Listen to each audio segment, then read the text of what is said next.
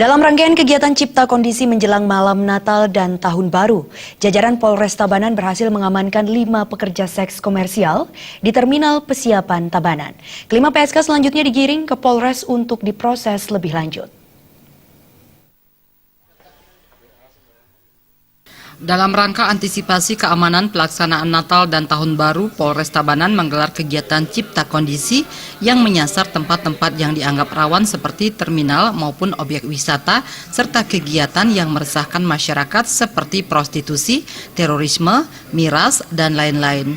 Dalam aksi Cipkon kali ini, 30 tim personil dari Polres Tabanan diturunkan untuk melakukan sidak Cipkon di Terminal Pesiapan karena terindikasi ada kegiatan prostitusi.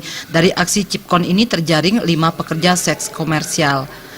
Mereka diamankan saat tengah menunggu pelanggan di warung-warung di areal terminal yang mereka gunakan sebagai kedok saja. Setelah diamankan, kelima PSK dibawa ke Polres untuk dimintai keterangan.